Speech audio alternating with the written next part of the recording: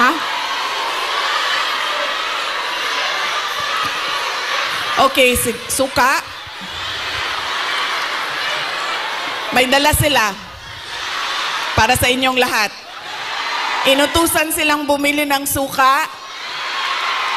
Nagdain taon silang sinamak. Sa gusto. Nagdala po sila og pinakurat. Kinsay gusto. Okay. Bagay na sa lechon Macau og pinakurat. Kaganina bitaw naglakaw ko dito. Kana ganing ay, sorry. Kanina naglalakad ako doon. Yun bang nakabitay ng mga lechon Macau ba yan, no? Sa isip ko kanina. Sabi ko, kakain kaya muna ako. So sabi ko, ay hindi, picturean ko na lang muna. Andito sa aking cellphone yung roasted duck at yung roasted goose. Roasted goose. At, tikman ko nga yun. Balikan ko. Roasted goose at yung parang lechon Macau. Bagay sa suka.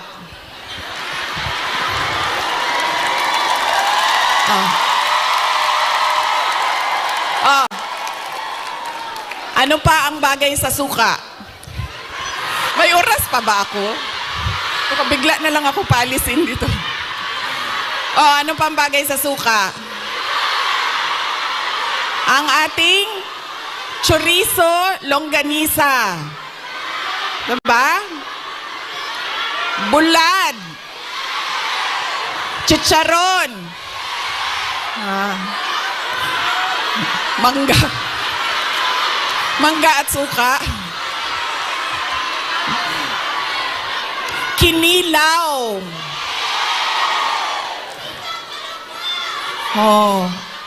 Bulad, galunggong. Yes. Diba? So, kaya tayo lahat nauutusan na bumili ng suka. Kasi lahat yan, lahat ng pagkaing masasarap, kailangan ng suka. Alam niyo, wala sa listahan ko yung speech na suka na yan. Actually, wala ko listahan ng speech ko dahil matagal ako kagabi nag-decide kung pupunta ako dito sa Thanksgiving.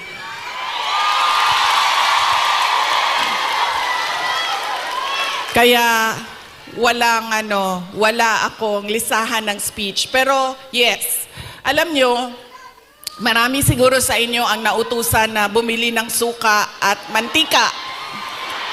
Mantika, suka, ganyan. Noong kayo ay bata pa. Opo.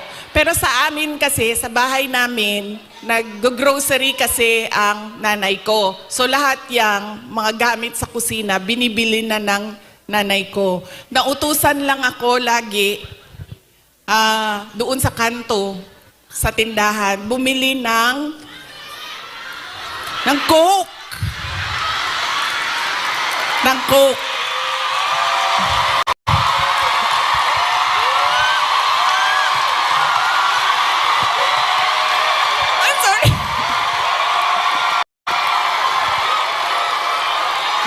Totoo yan. Hindi joke yan, ha? Totoo yan. Alam nyo, di ba, tag 5 pesos lang ang Coke noon? 1980s? Or less pa nga ata siguro? 5 pesos? Mga 4 pesos ang Coke noon. Tapos ang pera natin, yung papel na green na 5 pesos. Oo. Yan yon. Pero totoo yan, ha? Hindi, Coca-Cola, ha? Kasi kayo naman, pag sinabing Coke, tapos wala pang noon, wala pang 1.5, 2 liters. Litro lang yan. Litro lang yan nung kapanahunan natin. So yun. So, saan na tayo? Sa pagpapasalamat. Papasalamat tayo sa PDP. Ating mga kandidato sa PDP. Aabot tayo dyan. Mamaya. And syempre, kailangan natin magpasalamat kay Pastor Apollo Kibuloy. for his generosity. Alam nyo, bumisita ako sa kanya nung siya ay nasa hospital, sa Pasig Hospital.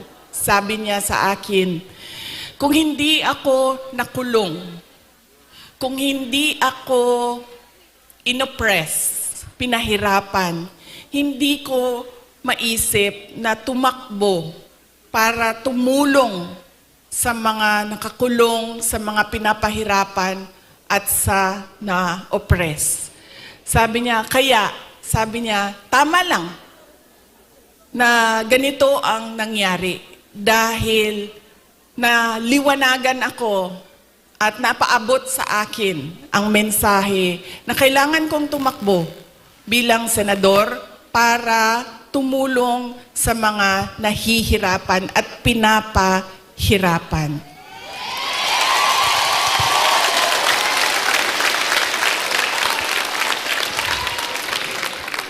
Sabi din niya sa akin, sabi niya, ikaw, kahit ano man ang sabihin nila, sabihin man nila na kasalanan mo ang lahat ng ito, Inday Sara, sabihin man nila, kasalanan mo ito dahil hindi ka tumakbong Pangulo. Pero sabi niya, ayaw na.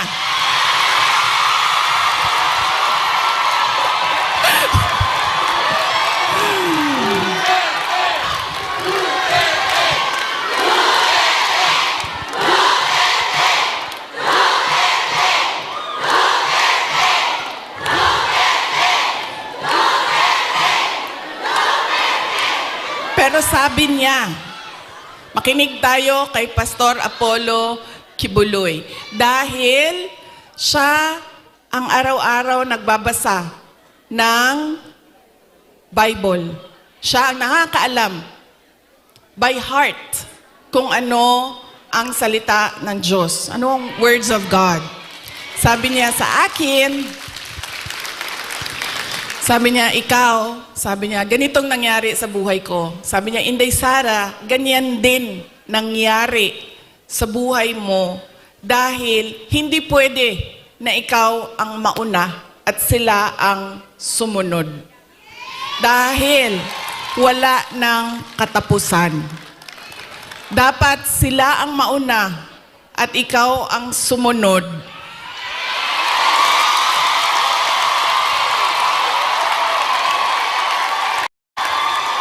Para matigil na at hindi na paulit-ulit ang kahirapan sa ating bayan.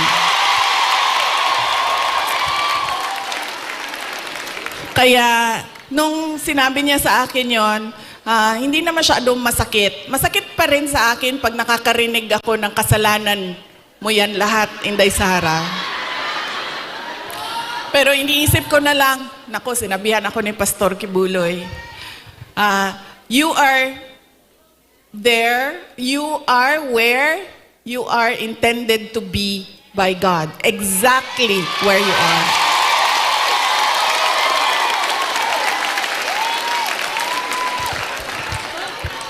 So yaan po, hindi pa ako nangalahati sa pagpapasalamat ko kaya bilis-bilisan natin. Hanggang anong oras ba ako pwede, sir? Go lang daw. Go. Ay, hindi kami pwede mag-abot ni PRD kay kasabon na pud ko oton.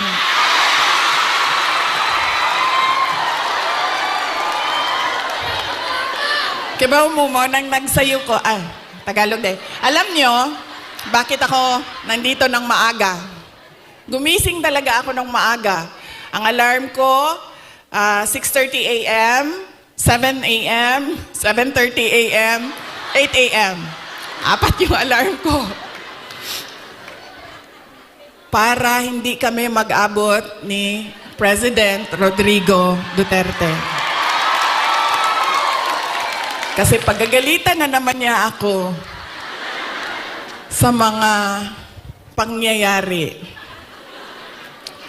No, hindi man siya nagagalit. Actually, mabait. Kumalma na si PRD nung medyo nagka-edad na siya. Mahal ko kayo.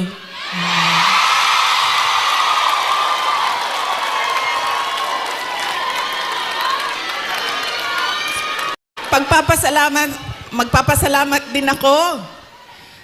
Thank you po ako. Kagabi po, merong mga kababayan natin na nasa hotel. Hotel. Kayo ba yun, ma'am? Opo. Maraming salamat sa pag-welcome ninyo sa amin doon sa hotel. Mahal ko kayo, maraming salamat.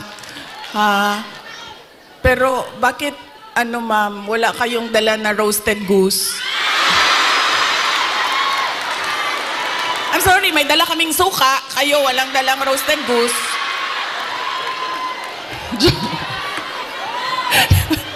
Joke lang.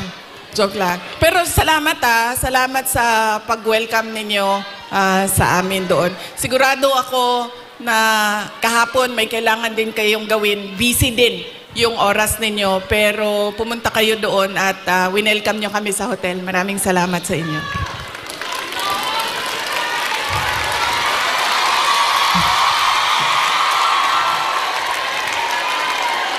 Ang sunod ko po na pagpapasalamat ay personal po sa akin. Para sa inyong lahat, mga kababayan namin dito sa China, sa Hong Kong, sa Macau, dahil noong 2016 ay nagkita-kita din tayo dito para sa pagpapasalamat, tapang at malasakit at suporta sa administrasyon ni Pangulong Duterte. Kaya, papasalamat po ako dahil from 2016 hanggang 2025 ay nandyan pa rin kayo at nandito pa rin kayo para sa bayan. Maraming salamat. Sunod po ay personal pa rin ang pagpapasalamat ko sa inyong lahat, sa tulong ninyo, sa kampanya ninyo, sa suporta ninyo para sa akin at sa boto ninyo noong nakaraang halalan noong 2020.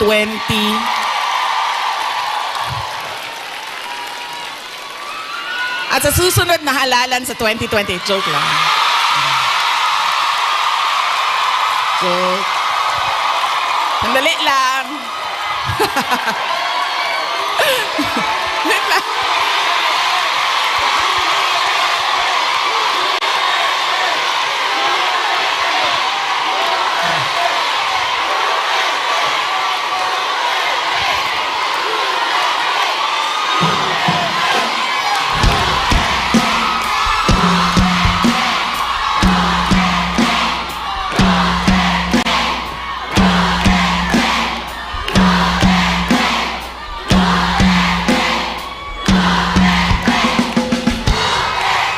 Okay. Papunta na po ang suspension order. Sige. Maraming salamat sa suporta ninyo noong 2022. Thank you very much sa inyong lahat, mga kababayan. Alam nyo, una ko pong naramdaman na mukhang mananalo ako sa eleksyon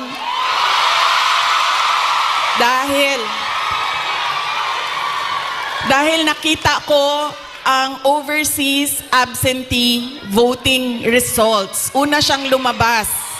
So nakita ko na I think 98% lahat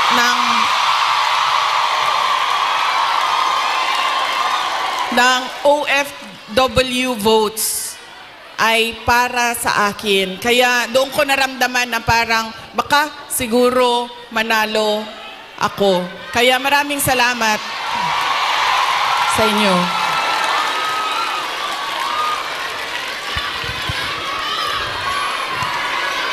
Ang susunod ko po na pagpapasalamat ay sa akin pa rin, para sa inyong lahat, sa suporta ninyo sa aking mga kasamahan, sa aming trabaho, sa programa at proyekto ng Office of the Vice President. Maraming salamat po sa inyong lahat.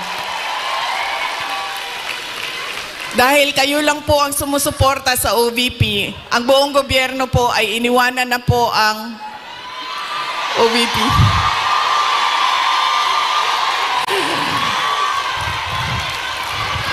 Maraming salamat. Yung satellite offices po namin sa iba't ibang lugar ay naningkamot. Ano sabihin naningkamot? Nagsisikap. Yung satellite offices po namin ay nagsisikap na mahanap yung mga geographically isolated and disadvantaged areas at hindi lang nakatuon sa National Capital Region. Kaya salamat po sa suporta ninyo sa Office of the Vice President. Ang susunod po na pagpapasalamat ko ay ang mahal ko kayo.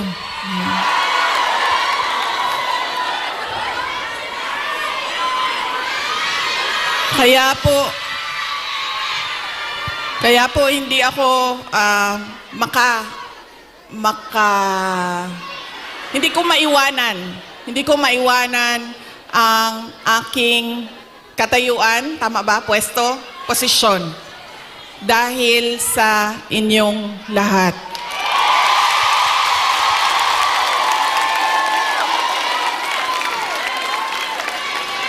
Ang sunod na pagpapasalamat ay mula po sa aming pamilya, ang pamilya Duterte. Napakalaki po ng utang na loob namin sa inyong lahat.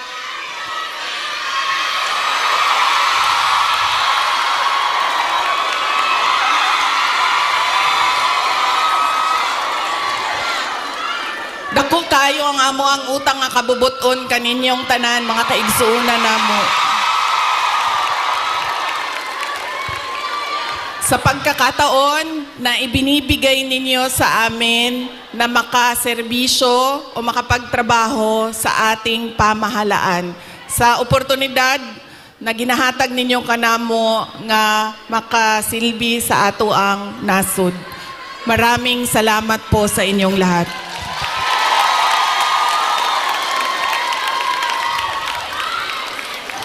Okay, so yan na po ang aking mga pagpapasalamat. Meron pa ba akong hindi na Maraming salamat, ma'am. Ang sunod ay lilipat na po ako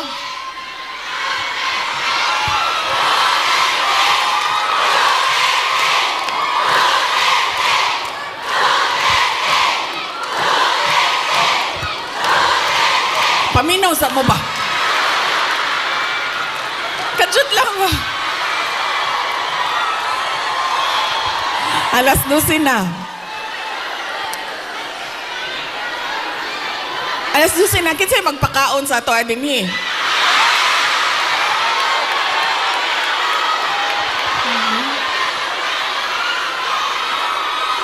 May pagkaon?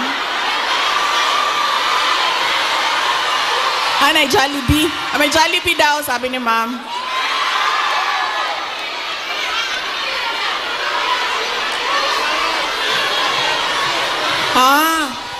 Okay. So, hindi daw tayo kakain lahat. Para sa bayan. Okay. Sige, okay lang. Kailangan ko din naman magpa-reduce, so okay lang.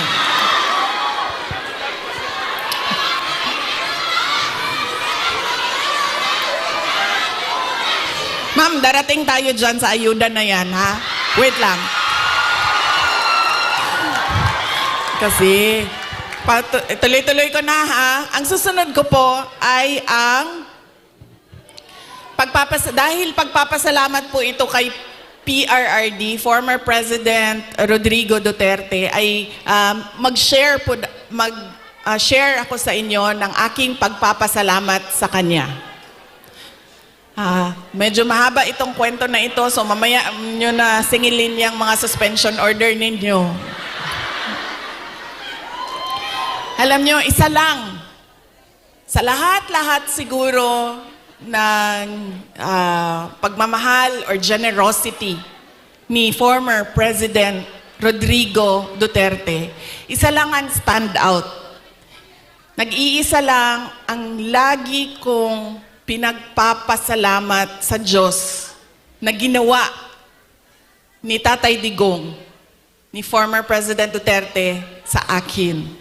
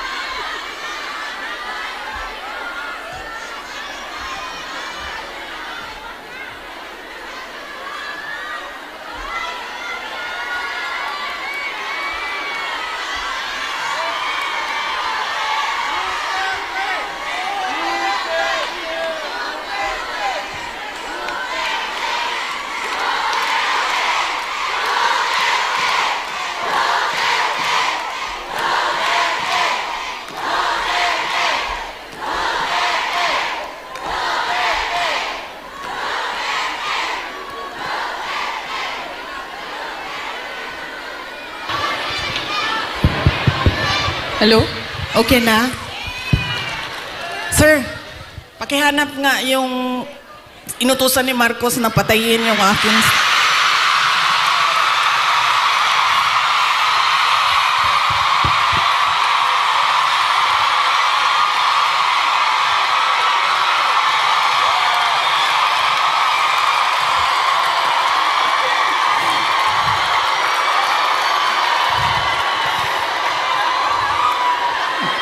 Yan.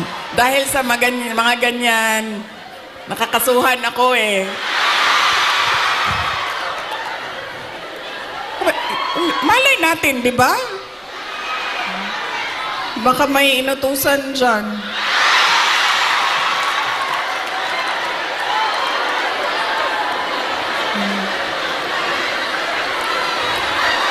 Okay. Isa lang. Paulit-ulit yan pag napapaisip ako sa tatay ko.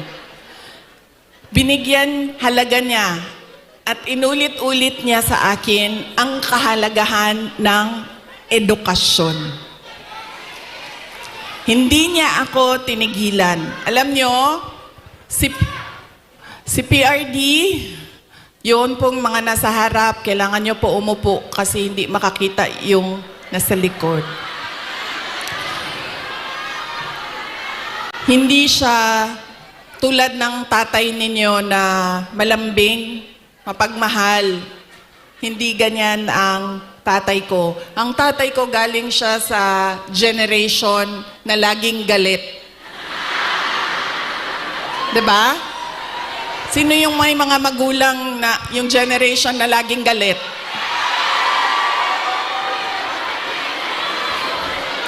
Yan.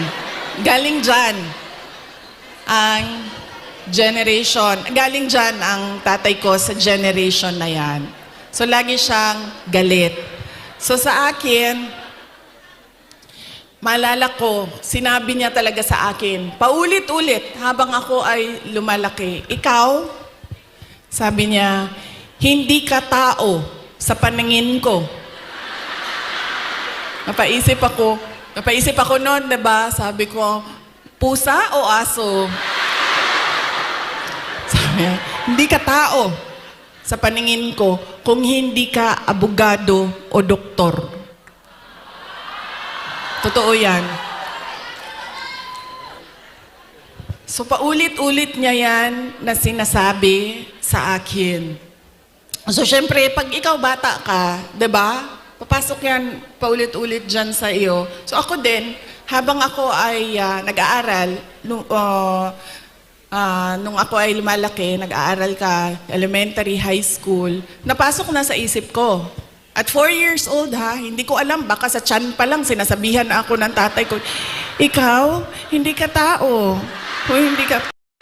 Kasi 4 years old pa lang, sa yearbook ko ng kindergarten, nakalagay doon, I want to be a pediatrician. Imagine nyo, hindi doktor ha. Alam ko kung ano ang specialty ko. Sabi ko, I want to be a pediatrician. Andyan pa yan hanggang ngayon, ang yearbook na yan. Kaya, nung ako ay paulit-ulit yun, alam ko na magiging doktor ako. Alam ko na magiging doktor ako. Nung panahon na kailangan mag-apply ng entrance exam sa college, di ba? Kailangan natin mag-apply sa mga colleges and universities. Hindi nila alam, ng mga magulang ko, nag-apply ako sa University of the Philippines. Nung nag-apply ako sa University of the Philippines, syempre nilagay ko din naman yung science courses. Pero nilagyan ko din siya ng political science. Nung nakita ko ang result at nalaman ng mga magulang ko yung result, nakalagay doon, na-match ako na waitlist ako sa political science. So sobrang excited ko. Hindi nila alam na gusto ko mag-college sa Manila. Kaya sikreto ako na nag-apply. Sobrang excited ko. Sabi ko sa mga magulang ko, pumasa ako ng UP. Pero political science kasi yung kurso. So sabi ko, gusto ko sana pumasok ng UP Diliman yun eh. UP Diliman. Tapos, political science yung kurso. Sabi ng nag-wild. Naggalit si PRD. Sabi niya, di ba, sabi mo, simula nung bata ka pa, gusto mo maging doktor? Pre-med ba ang political science? Tapos sabi niya, hindi ka pwede pumasok ng University of the Philippines. Kahit saan man yan. Sabi niya, dahil kilala ko ang ugali mo. Anak kita. Alam ko kung anong ugali mo. Sabi niya, marirecruit ka lang ng makabayan. Aakyat ka. Totoo ito, sinabi niya. Aakyat ka ng bundok. Magiging NPA ka. Ikaw ang magiging head ng New People's Army. At ikaw ang makakalaban ko pagdating ng panahon. Kaya hindi ka pwede pumasok ng University of the Philippines. So sabi niya, pumili ka. Kahit anong paaralan dito sa Davao, pumili ka dyan. So sabi ko sa mama ko, Ma. So sabi ng mama ko, sige na lang, kasi sinabi mo man doktor, so mag-pre-med ka na lang. Okay. Nag-pre-med ako. Tapos, syempre, papunta akong doktor, so binilisan ko yon, natapos kaagad ako. And then, ito na. Mag-medicine na. Sobrang excited si President Duterte na magpapasok na ako ng medicine proper. Siya ang pumili ng paaralan. Siya ang pumili kung saan ako titira. Tapos, pumunta na lang siya sa akin at sinabi niya na, ayan na, may school ka na, na-enroll ka na, may bahay ka na, pumunta ka na lang doon ng ganitong date. So pumunta ako doon. Pagdating ko doon, kompleto na. May kama na ako, may washing machine, may refrigerator, may kotse pa. Ganyan siya ka-excited. Sige ma'am, ipa-adapt kita sa tatay ko. Huwag ka mag-alala. Ganyan siya ka-excited noong ako ay medicine na. Tapos, syempre, hindi naging successful yung aking pagpasok sa School of Medicine. 1 taon pa lang, 1 year, actually 1 sem pa lang. first sem pa lang, alam ko na parang fish out of water. Alam nyo yung, bakit madali para sa kanila, nahihirapan ako. Sobra. Tapos dumating ang second sem na halos hindi na ako pumapasok. So kinabahan na ako.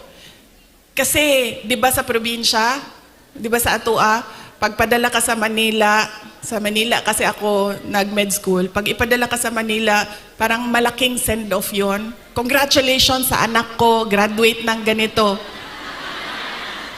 Congratulations at magiging doktor yan. Class of. Ganon, diba? So ako, syempre kinabahan na ako kasi hindi ako makakauwi. Pinadala ako sa Manila para maging doktor. Tapos uuwi ka, drop out. Nag-apply ako ng,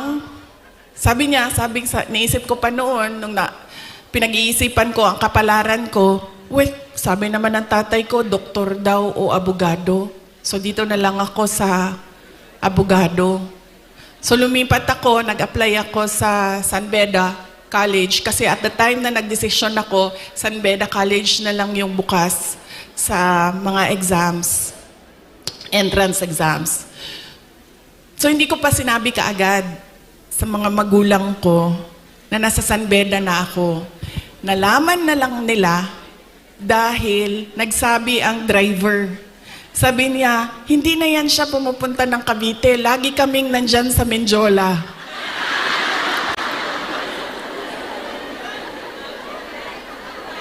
Nung nalaman niya na nasa law school ako, sobrang, I think mas masaya siya nung nalaman niya. Mas masaya siya, mas excited siya noong ikumpara ko nung papasok ako ng med school, nung nalaman niya na nag-apply na ako ng law school. Tapos, syempre sinabi ko sa inyo, di ba, hard love. Hard love yung generation ng parents natin, mga magulang natin. So, nung mga panahon na nag-aaral ako sa law school, may mga panahon na papagalitan din ako na sinasabi niya sa akin, alam mo, kung hindi mo ayusin yung law school mo, magiging kabit ka lang ng politiko.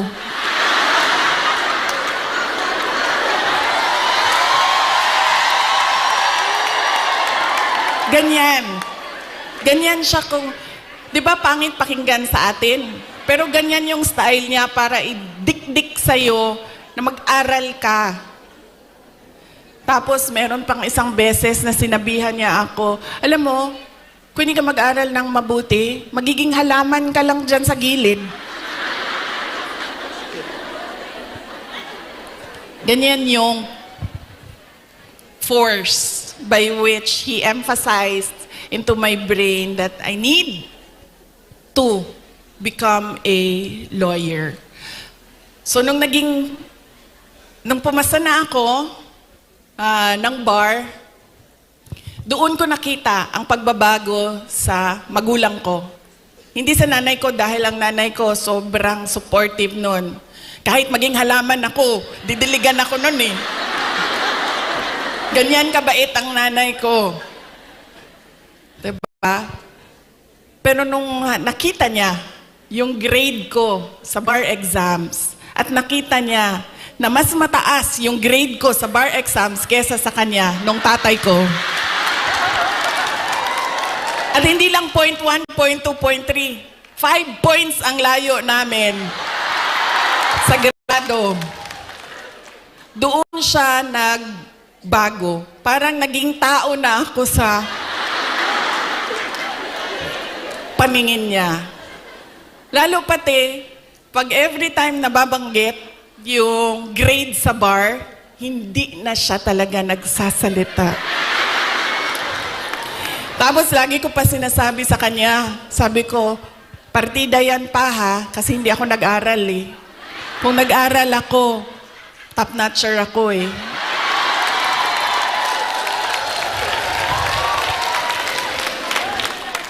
So ngayon, doon, nakita ko na iba na siya kung hindi na parang parang anak ka lang, hindi na, parang pantay na kami. Tao na ako, buong tao na ako sa paningin niya. Ganyan yung emphasis niya sa education. Kaya ganyan din, hanggang ngayon, ganyan din. Alam niyo ba, sa mga apo, kabahan. Kabahan ka pag nagtanong na si PRD kasi didiretso yan. Oh, anong grade na ito? Anong eskwelahan? Oh, ito anong grade na? Anong eskwelahan ito? Oh, ito anong grade na? Anong eskwelahan? Ganyan. Si PRD kamusta ng apo. Hindi siya, uy, masaya ka ba?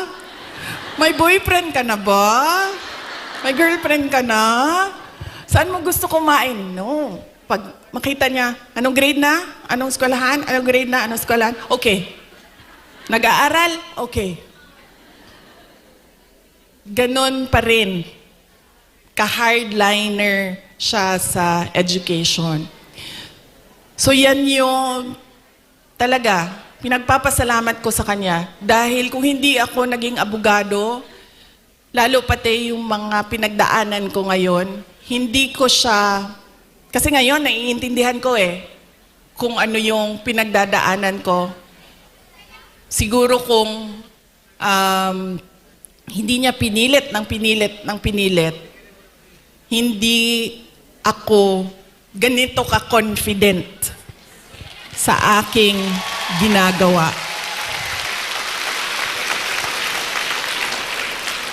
So sana din sa inyong lahat, ganun din. Kaya nung nangangampanya ako nung 2022, lagi kong sinasali ang kampanya, plataforma ko ang edukasyon. Sana ganun din ang inyong mga anak, ang inyong mga kapatid, ang inyong mga apo, na huwag ninyo silang tigilan. Dahil minsan, ako, pag pumupunta sa mga barangay ninyo, sa mga municipality ninyo, meron talaga akong naririnig na sumasagot na, oh, college graduate naman pero wala namang trabaho. Pero, iba din ang trabaho ng college graduate at natapos lang ng grade 6. Iba talaga yun. Iba yung oportunidad na dumadating sa mga nakapagtapos kesa natapos lang ng grade 3, grade 4. At madami yon. Madami yan sa ating bayan ngayon. Na pagdating ng high school, ay sinasabihan yung mga anak, kailangan mo na magtrabaho, tumulong sa pamilya. Kaya dapat, wag nating tigilan ang ating mga anak. Paulit-ulit talaga yan. Edukasyon ang susi ng pagbabago ng buhay nila.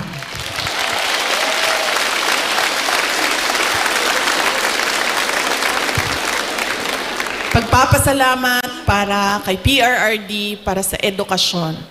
Ang susunod po ay ang pagpili natin ng kandidato sa 2025, ngayong darating na buwan. Kay bao mo na tagam, nakakaon ba akong tagam atong 2022, no?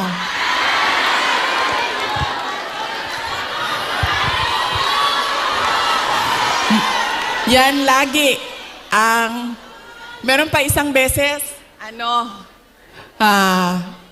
Bisaya, sa Cebu. Ay, sa Cebu ba ito? O sa Cagayan de Oro. Basta, usually kasi pag Bisaya, di ba, diretso na sila istorya, wala na sila break. Wala break. Ana siya sa kon. Inday Sara, anak ko, yes ma'am. Ana siya, nakakaon kag tagam, no?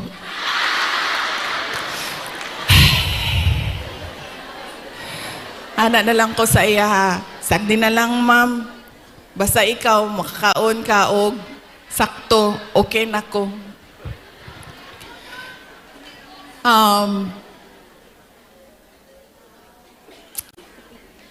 Ayaw ko kasi, masakit sa akin ang sabihin ang sorry sa inyong lahat. I-explain ko na lang. Kasi alam nyo, kahit saan ako pumunta, sabihin ko sa inyo, sa Samar, ito talaga mga maalala ko Samar. Pangasinan, Batangas. Dito sa Mindanao, sure na moingon na siya, moingon na gid na sila og imuhaning sala tanan. Wa na nay lali sa Mindanao. Bago lang, saan yun? Bago lang. Parang kahapon ba yun? Ay, kahapon! Kasi dinala ko yung guest ko sa Disneyland. So na ay mga taga Cebu. Ana ang mga taga Cebu. Kibaw ba ka inday sana no, nabudol ba may tungod nimo?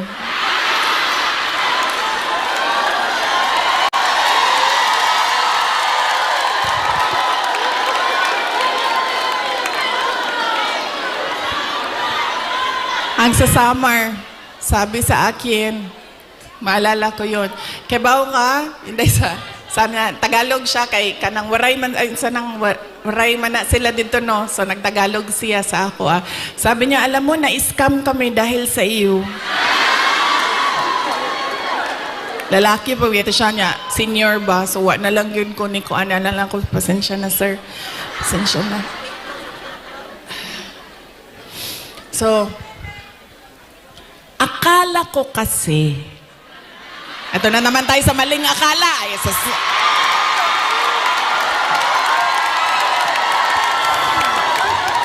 Hindi totoo ito. Akala ko kasi, gusto niya ng mas magandang bayan, mas maayos na Pilipinas kung ano yung pinagdaanan natin noon.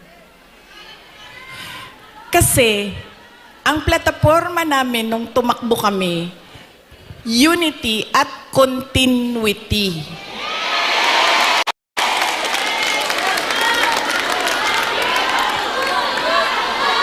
Nabudo lagi.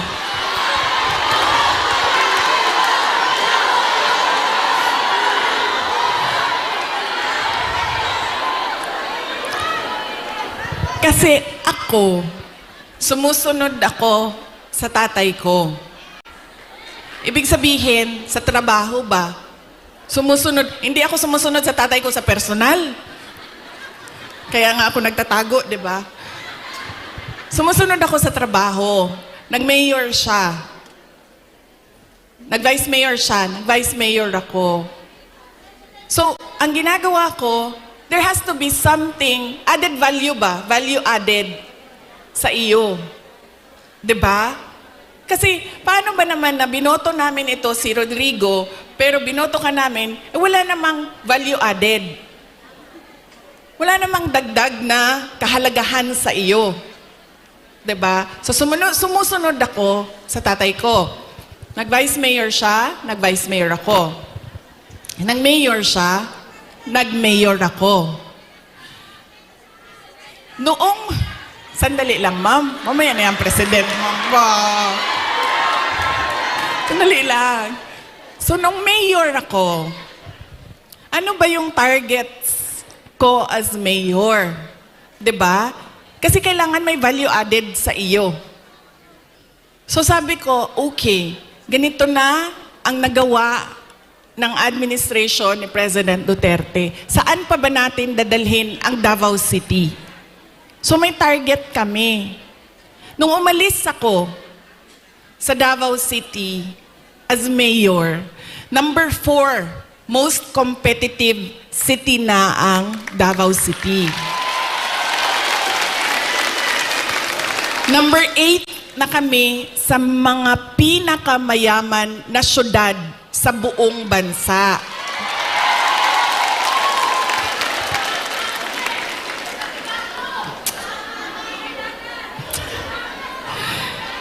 Insurgency-free na ang Davao City. Alam nyo, buong term ni PRD, hindi niya natapos talaga yung problema ng Pakibato. So, nung taga-Pakibato mo, ma'am, Mobi again na ingon ni PRD, siya mag-NPA lang ka sa Pakibato, ikaw kalaban sa mga sundalo. Ayaw, ganda din na sa UP. Okay. Diba? Hindi niya natapos. And sa akin, meron kasi insidente doon na ako ang mayor, namatay yung opisyal, na napagalitan ako ng nanay. Tiga Visayas yung pamilya. Kausap ko siya sa phone, sabi ko, ma'am, pasensya na, namatay yung anak mo, ganyan. Napagalitan niya ako. So sinabi ko, sige, tapusin natin yan. So tinapos namin. In 3 years, o 4 years. In 4 years, tinapos namin yung problema sa Pakibato. There has to be something new and something better in you. Akala ko kasi ganyan. Dito ko lang naintindihan na hindi pala lahat ng tao pareho ko mag-isip. Yun yung naging problema. So yun yung kailangan ko ihingi ng pasensya sa inyong lahat. Dahil, sabi nga ni Pastor Kibuloy, dapat lang siguro mangyari ang mga nangyayari para makita natin. Kawawa lang siguro ang mga tao, ang bayan, pero if we talk about the divine, maybe there is a reason for what is happening. So yun yun. Ngayon, pipili na naman tayo ng mga opisyal ngayong Mayo. Ano ba ang problema natin, mga botante? Ang problema sa atin, ang pinipili natin ay paulit-ulit ba? Pabalik-balik lang. Mahilig tayo sa sikat. Mahilig tayo sa magaling kumanta, sumayaw dito sa stage. Mahilig tayo sa nagpapa-amuse, nagpapatawa sa atin. At mahilig tayo sa hindi natin tinitingnan kung ano ba yung karakter, totoong karakter ng tao sa likod ng mukha niya sa TV. Ganyan tayo. Ang ugali ng mga Pilipinong botante. Kaya siguro dapat sa darating na halalan, pag-isipan na natin ang ating iboboto. Sabi ko nga sa inyo, nadala na ako, na-scam na ako, nabudol na ako. Hindi ako mag-endorso ng kandidato. Kasi baka pagkatapos ng eleksyon, sasabihin nyo na naman, na-scam ba ya Inday Sara dahil sa iyo? Ang gagawin ko para sa inyo, sasabihin ko, ano ba ang kailangan nating gawin as voter? Ano? Una, huwag natin ibenta ang boto natin. Diba? Ngayon, legitimate na ang vote buying. Nakatago siya sa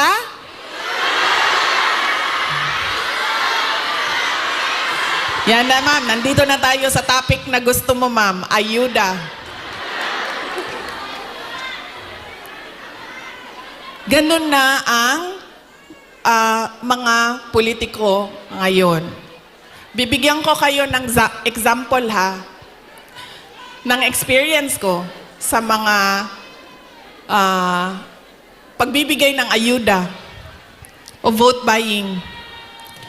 Noong barangay election na nakaraan, bago lang, tinanong ko yung isang kaibigan ko, ano bang ginagawa mo na suporta sa barangay candidates?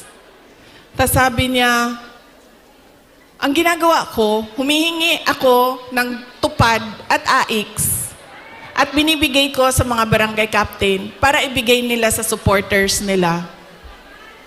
So sabi ko sa kanya, okay, hindi ko magawa na ganyan yung suporta na ibigay ko sa mga local barangay candidates. Pero totoo yan. Hindi man pinag-uusapan, pero totoo yan na nangyayari. Nakikita nyo yan. Nakikita nyo yan doon sa mga probinsya ninyo. Kaya ang una, huwag natin ibenta ang boto. Pangalawa, pag tumingin tayo ng kandidato, tingnan natin kung ano yung promises na ginawa niya o sinabi niya noon. Tapos, tingnan natin, binigay ba niya yung kanyang promise? Saad? Unsa sa Tagalog ng promise? Pangako sa'yo? Binigay ba niya ang pangako niya sa'yo? O iniwanan ka lang niya sa ere? At sumama sa iba?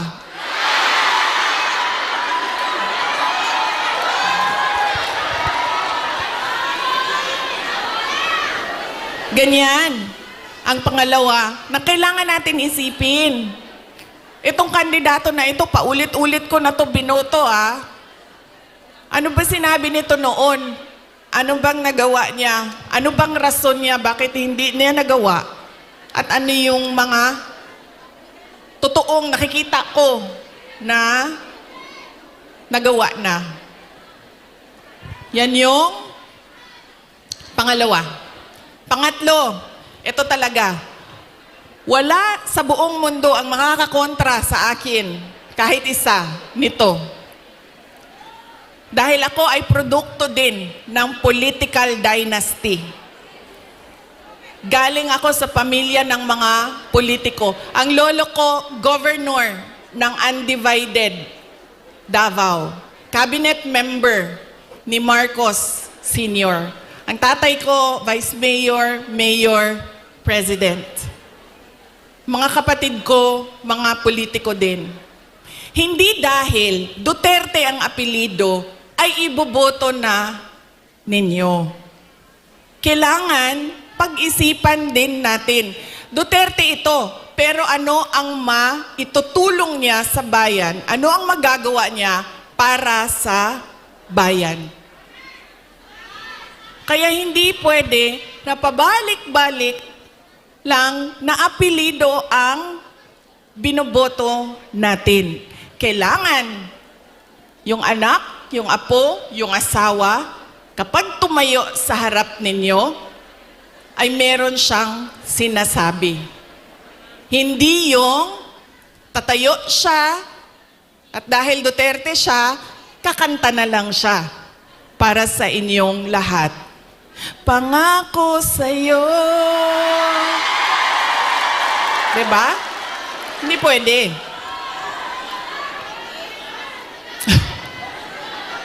Ma'am, ganyan talaga yan, ma'am. Sa tingin ko naman kasi talaga, totoo, walang forever. Kaya darating talaga ang punto na iwanan ka talaga. Si Ma'am Gemma, ay, shh daw. Shh.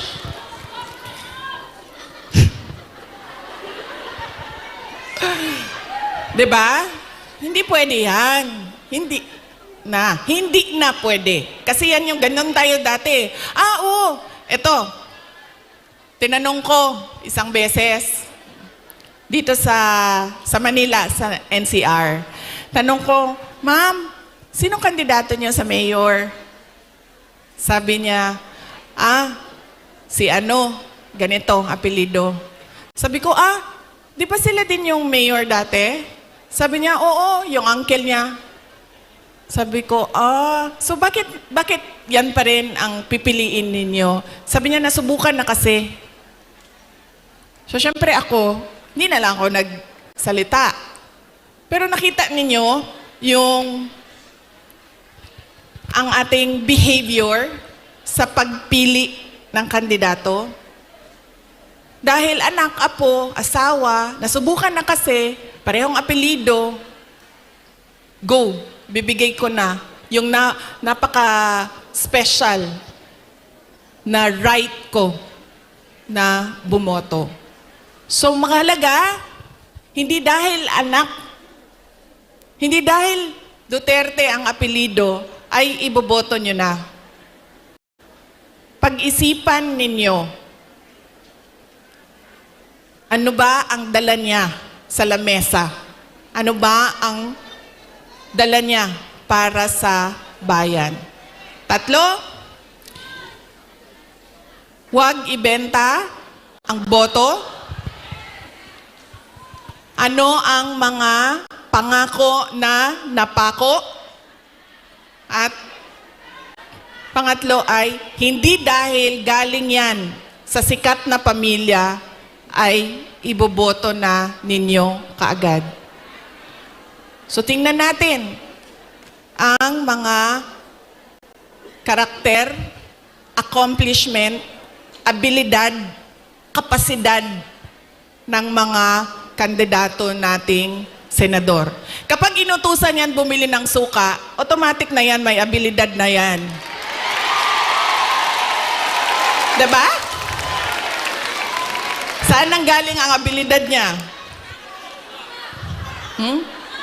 Siyempre, kung saan yung saan yung bilihan ng suka, doon yan sa shortcut na daan. Hindi yan sa sa malayo na daan para mabilis dumating ang suka. Pangalawa, inutusan bumili ng suka. Napadaan sa barkada. So, ang sinabi ay, ayun na ng manggamamba, kajut lang, ma'am. So, ang sinabi niya ay, pare, pahatid naman ito ng suka namin sa bahay kasi kailangan yan doon. Dito nang muna ako. 'Di ba? Abilidad. So, mahalaga yan. At kailangan natin pag-isipan itong eleksyon na ito. Kailangan natin baguhin ang ating pagpili ng kandidato. So yan, ang aking mensahe para sa inyong lahat ngayong araw na ito. Mensahe ng pagpapasalamat, mensahe ng edukasyon, at mensahe ng pagbabago kung paano tayo pumili ng ating mga senador. Hindi lang senador, governor, mayor, lahat ng ating mga public officials. So yan po ang aking... Ilang oras yun, ma'am? 1 hour? 1 hour na mensahe sa inyo. Sana ay, alam nyo, gusto ko lumapit sa inyo. Kasi gusto ko personal yung pagpapasalamat. Kaso pwede ba na wag tayo magkagulo? Kasi kanina sa labas, nasisigawan na ako ng pulis. Nasisigawan na niya ako kasi medyo nagkakagulo kami doon sa picture taking namin sa labas. So, pwede ba ako mag-hello lang, hello sa inyo? Tapos, wag lang tayo magkagulo kasi baka palayasin tayo dito. Ulitin ko.